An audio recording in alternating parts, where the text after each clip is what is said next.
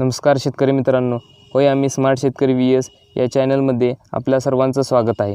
शेतकरी मित्रांनो, आज आपण शेळी पालनात बोकडाचे काय महत्त्व आहे याविषयीची माहिती घेणार आहोत। शेळी पालन व्यवसाय आता शेतीला एक मुख्य जोडधंदा म्हणून नावारूपास येत आहे। शेळीला गरिबाची गाय म्हणले जाते। योग्य नियोजन केल्यास कमी खर्चात आणि कमी जागेत शेळी पालन हा व्यवसाय चांगल्या प्रकारे वृद्धिंगत करता येतो। शेतकरी मित्रांनो, शेळी पालनामध्ये शेळी आणि कळपातील बोकड यांचा अर्थशास्त्र समजून घेणे फार महत्त्वाचं असते। साधारणपणे शेळी पालन करणाऱ्या बऱ्याच जणांना आपल्याकडची शेळी ही कोणत्या जातीची आहे हे बहुतांशी माहीत नसते। उस्मानाबादी शेळी सोडली तर आपण एकंदरीत शेळीला गावरान शेळी म्हणून संबोधतो। शेळी पालनामध्ये शेळी कोणत्या जातीची आहे तिचा प्रजननाचा विचार केल्याशिवाय शेळी पालनात व्यक्ती यशस्वी होऊ शकत नाही।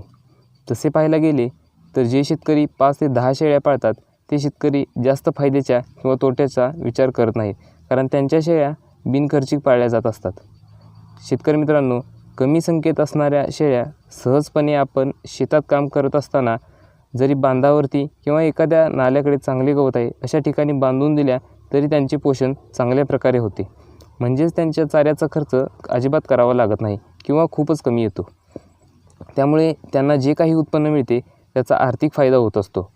कमी संख्येने शेळी पाळणाऱ्या शेळी पालकांना आपल्या शेळ्यांना किती पिल्ले होतात किंवा किती व्हायला पाहिजेत याचा कधी विचारच करत नाहीत। कालांतराने एकाच वेळेला एकच पिल्लू व्हायला लागते, परिणामी त्यांचे वजनही कमी भरते। याला शेळीच्या वंशाचा ऱ्हास असे म्हणतात। शेळीच्या वंशाच्या ऱ्हासाची काय कारणे आहेत ते आपण आता पाहूया। शेतकरी मित्रांनो, आपल्या कमी संख्या असलेल्या शेळ्यांमध्ये कमीत कमी 5 ते 7 शेळ्या आणि 1-2 बोकड असतात। आपण नेमके काय करतो की शेळीच्या पोटी बोकड जन्माला आले की आपण जुनी बोकड विकून टाकतो आणि पुढे आपल्याकडे असलेले मोठे बोकड तयार झाले त्याच कळपातल्या शेळ्या आणि त्यांच्या पोटी जन्माला आलेली शेळ्यांचे संबंध दिसून येतो। थोडासा विचार करण्यासारखी गोष्ट आहे। ते बोकड्या शेळीचे मूल आहे आणि त्यातल्या काही शेळ्यांचा भाऊ आहे। शरीर संबंधाच्या बाबतीत माणूस जसा विचार करतो तसा शेळ्या करत नाहीत, परंतु त्यांच्या बाबतीत आपण तसा विचार करायला हवा। आपल्याच खंडातल्या बोकडांचा आपल्याच कळपातील शेळ्यांशी म्हणजे एकाच कुटुंबातील शेळ्यांशी संबंध येऊ नये याची दक्षता घेणे फार गरजेचे असते। असे न केल्यास त्या शेळ्यांचा वंश दर्जेदार होत नाही व कालांतराने त्यांची क्षमता कमी होऊन जाते। यावर रामबाण उपाय म्हणजे बोकडांची अदलाबदल करायला हवी। एकाच कळपातला बोकड त्याच कळपात ठेवू नये। असे जर केले तर शेळीपालन नक्की फायदेशीर ठरू शकते।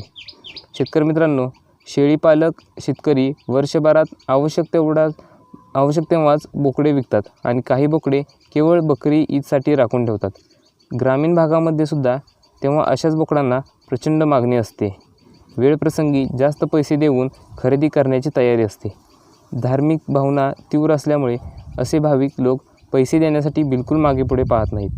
त्यामुळे काही शेतकरी केवळ बकरी ईदसाठी म्हणून खास बोकड सांभाळतात। तेव्हा अशा बोकडांना 20 ते 22 हजार रुपयापर्यंत किंमत मिळते। शेतकरी मित्रांनो, शेळी पालनातील बोकड कसा असावा हे आता आपण पाहूया। कळपातील बोकड हा सदृढ आणि जातीचे गुणधर्म दर्शवणारा असावा, तसेच तो चपळ असावा। जर 2 जुळी बोकड असतील तर एक सदृढ चांगला बोकड पैदाशीसाठी निवडावा। त्यामुळे येणाऱ्या पिढ्यांमध्ये जुळे किंवा तिळे करडे देण्याच्या प्रमाणात वाढ होते। पैदाशीच्या बोकडची प्रजोत्पादन क्षमता चांगली असावी। पैदाशीच्या बोकडाच्या मानेवर आयाळ असावी, तसेच तो उंच, लांब, भरदार छाती असणारा असावा। बोकडामध्ये कोणतेही शारीरिक व्यंग नसावे। बोकडाचा जन्म हा जातिवंत मातापित्यापासून झालेला असावा। साधारणपणे 1.5 ते 2 वर्षाच्या बोकडाला 25 ते 30 शेळ्यांच्या पैदाशीला वापरावे। दर 2 वर्षांनी कळपातील पैदाशीचा बोकड बदलावा। धन्यवाद।